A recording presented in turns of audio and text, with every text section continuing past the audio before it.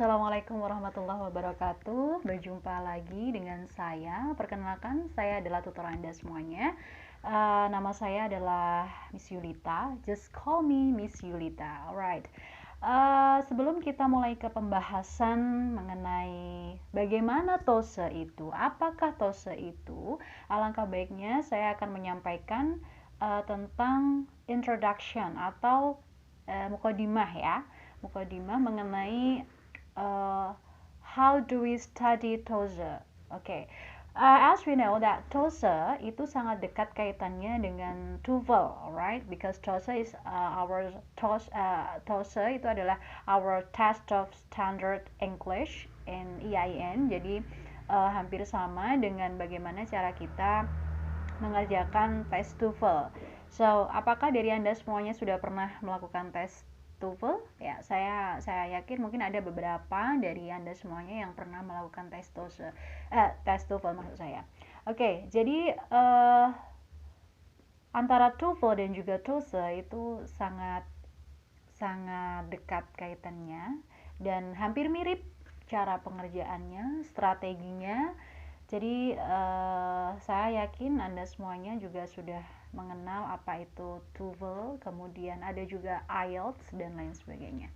Alright, before we go to the material of our class about TOSE, I wanna give you some introduction for our class ya. Jadi TOSE itu adalah Test of Standard English, yang mana dalam TOSE itu kita memiliki beberapa exercises atau latihan yang harus kita praktekkan begitu ya.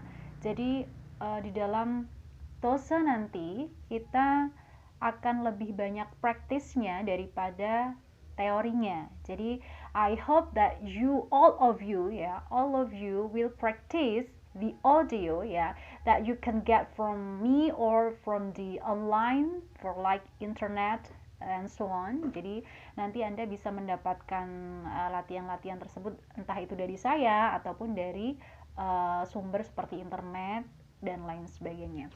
Oke. Well, sebelum kita membahas ke introduction ya, jadi saya ada beberapa semacam kesepakatan dengan Anda semuanya. Oke, dari tahap pertama sudah kita sepakati bahwa untuk via metode belajar yang akan kita gunakan adalah via WhatsApp group, right? Jadi it's okay. Memang dari awal ketika kita sudah menyepakati semuanya akan berjalan dengan baik ya, mudah-mudahan ya.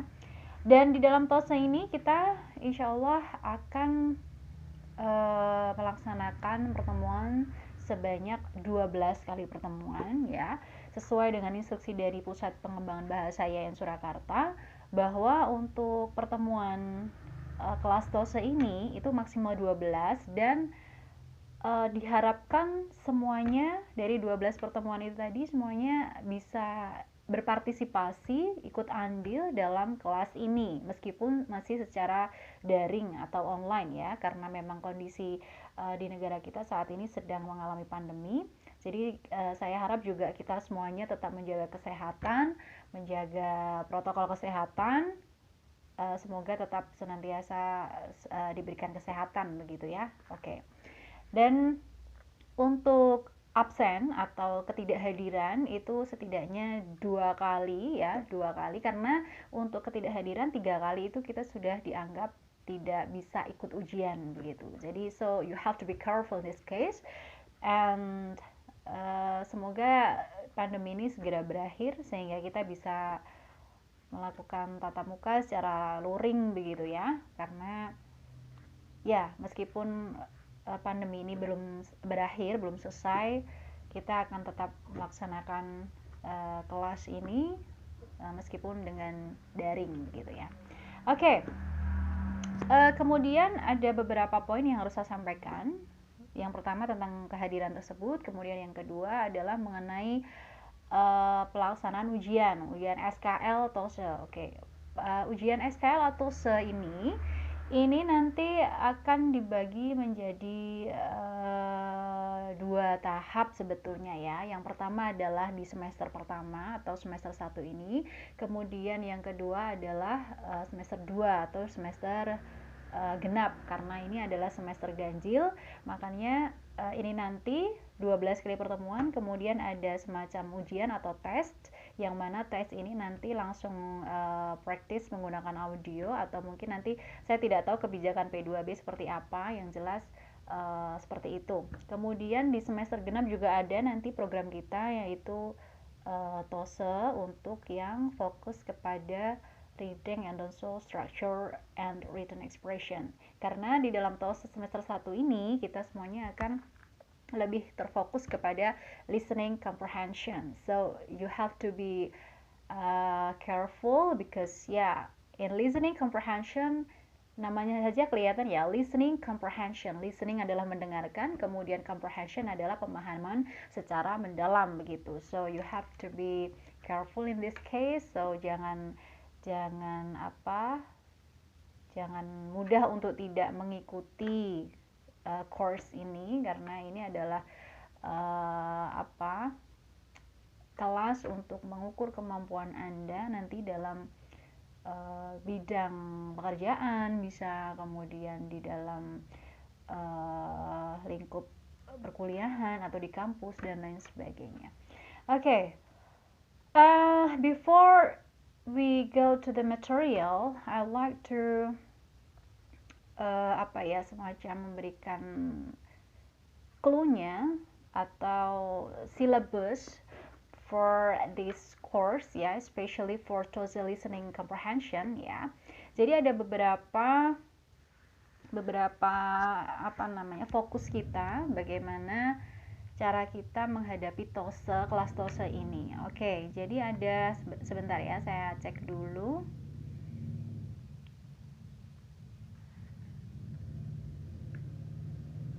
Oke. As we know ya, like in the TOEFL ya, sama dengan TOEFL. Jadi dalam TOSE itu terdiri dari 3 bagian ya. Test of Standard English, 3 bagian dalam listening comprehension. You have to be focused in this case. Jadi 3 bagian ini di dalam listening, we have 3 parts ya. The first is part A, the second one is part B, and the third one is part C.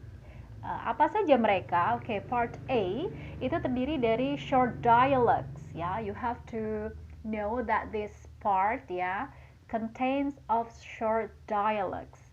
And the second one, part B, we have longer conversation. Jadi or longer dialogues. Jadi di dalam part B ya, nanti kita memiliki percakapan yang lebih lebih panjang begitu ya. Kemudian ada monolog ya, ada monolog di mana the native speaker itu akan menyampaikan di dalam audio bahwa short dialogues itu terdiri dari 2 native speaker. Yang pertama adalah biasanya between men and also women, and then the longer dialogues hampir sama, tetapi hanya saja perbedaannya di dalam percakapan lebih panjang begitu ya. And then the third is monologue. Biasanya ini mengenai deskripsi begitu ya, entah itu lecturing atau mungkin pembahasan mengenai sesuatu yang mana tugas kita sebagai test taker itu akan menganalisis begitu. Ini bicara tentang apa, kemudian di mana, kapan, kemudian mengapa. Usually they are used ya, mereka digunakan dalam konteks percakapan everywhere anytime. So kita harus memiliki 5WH questions. Do you still remember that? Ya, saya yakin di dalam kelas Anda di SMA sudah pernah dijelaskan WH questions atau 5W1H ya. Jadi in our mind di dalam pemikiran kita, otak kita itu harus selalu fokus terhadap pertanyaan 5W1H, yaitu where, when, what, why, who, and then how. Alright. Jadi ini yang harus kita tanamkan di dalam otak kita ketika kita mendengarkan audio, especially for listening comprehension. Jadi disitulah otak kita bermain. Otak kita bermain ketika mengerjakan listening comprehension atau TOEFL nanti, TOEFL atau TOSE ya. Oke, jadi untuk part A ya, untuk part A kita sudah jelaskan sebelumnya bahwa part A adalah short dialogues, di mana for short dialogues we have skill 1 to 17, right?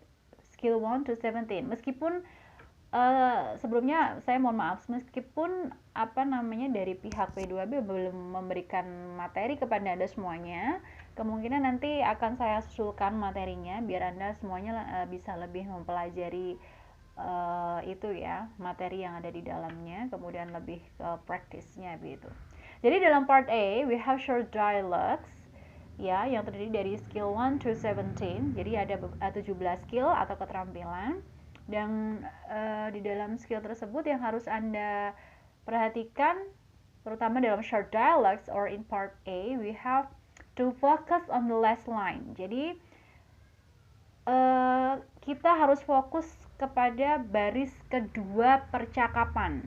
Alright, ya seperti yang kita tahu untuk jawaban-jawaban yang ada di dalam soal begitu, karena kita tahu bahwa untuk soal listening tidak mungkin tertulis begitu ya, tidak mungkin tertulis di dalam paper yang diberikan nanti, tetapi kita harus merekam pertanyaannya apa itu begitu, dan kita harus memilih jawaban yang tepat, karena biasanya jawaban untuk listening, bagian listening itu adalah multiple choice ya, A, B, C, D or E dan lain sebagainya.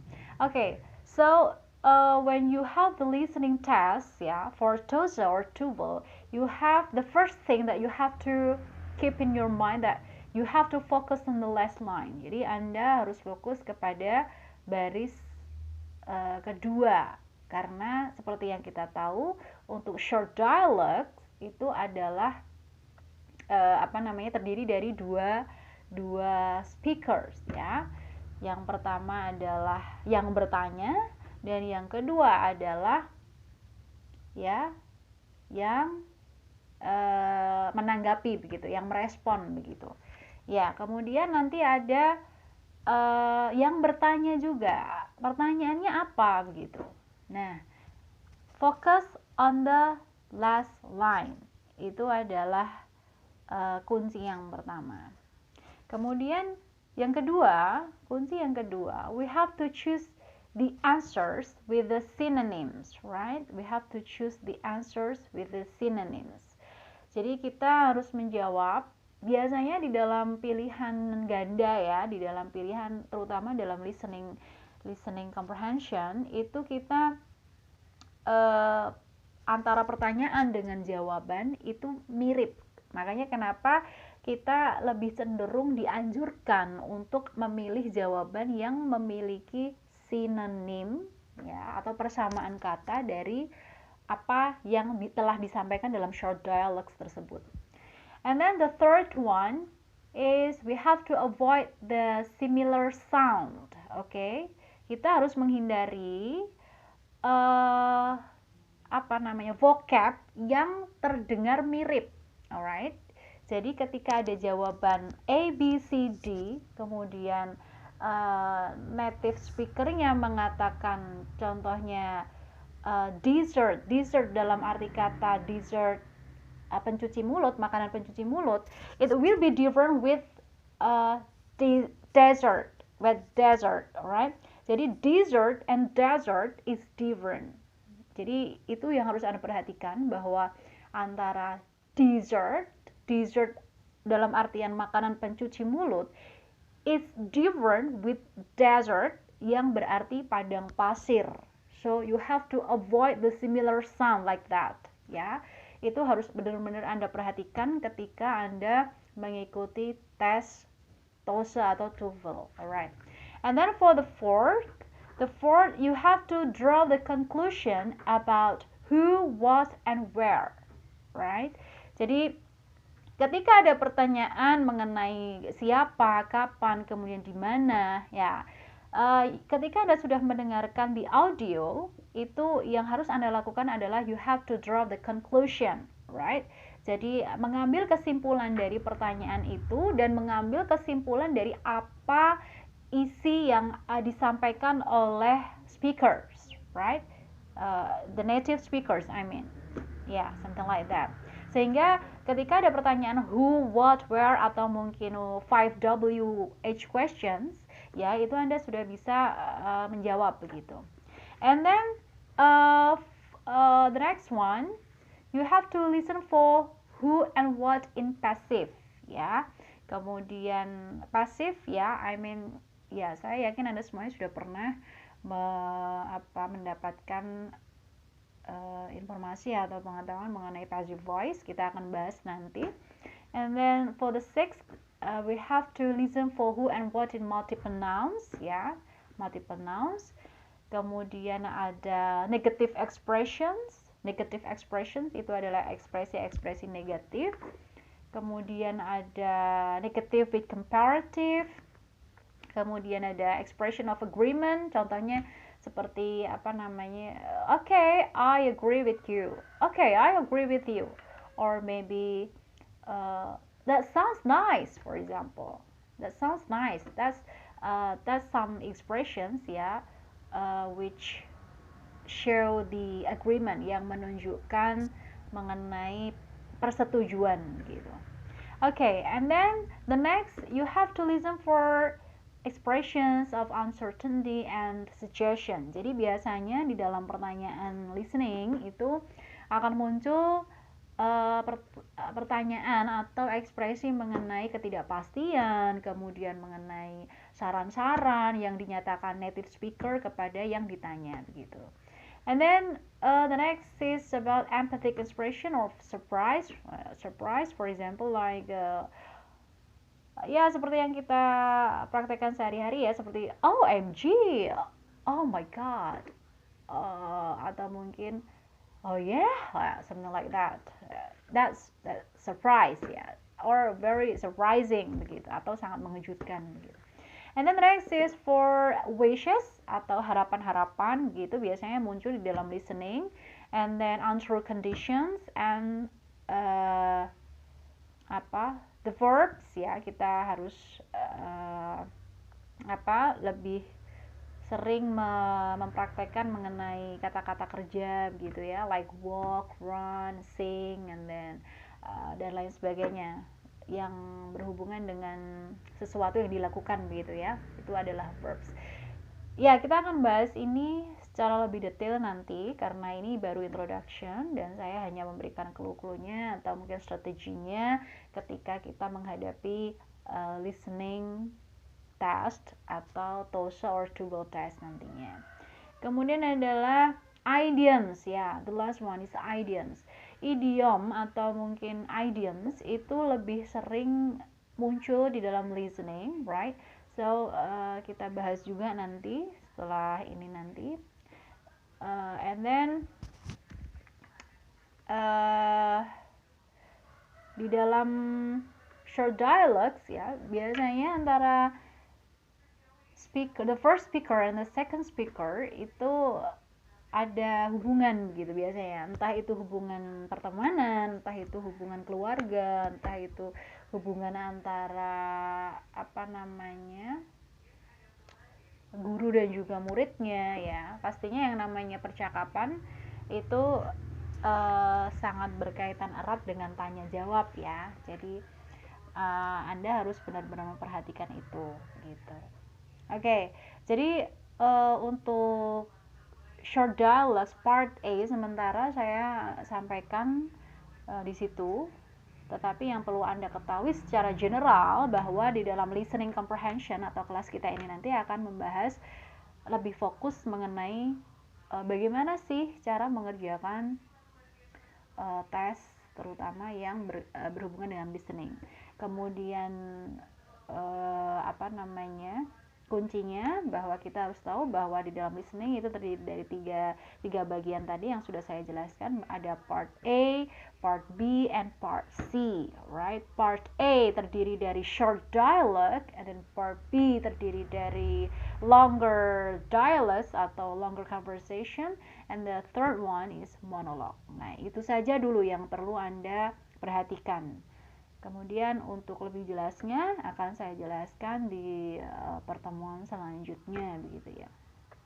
Oh ya, untuk pertemuan yang kita kita sepakati di awal bahwa kita tidak harus terpaku kepada jadwal yang sudah diberikan oleh P2B, right? Seperti yang Anda terima bahwa jadwal kita di hari Jumat begitu. Kemudian untuk sarana atau mungkin media yang kita gunakan begitu. Untuk media yang kita gunakan itu juga tidak harus terpaku pada salah satu platform atau mungkin jenis aplikasi ya, tetapi jika memungkinkan gitu, kita akan tetap menyepakati sesuai yang ada di awal, yang ada di grup begitu.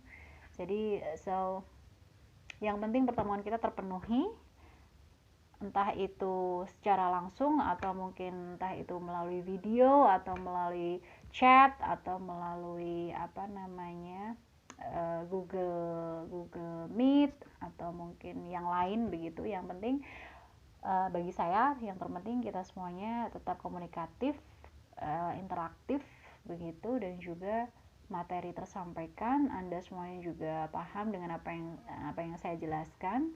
Jadi tidak harus terpaku pada salah satu platform atau mungkin jadwal yang sudah diberikan oleh P2B. Jadi yang penting kita memenuhi kewajiban itu begitu ya.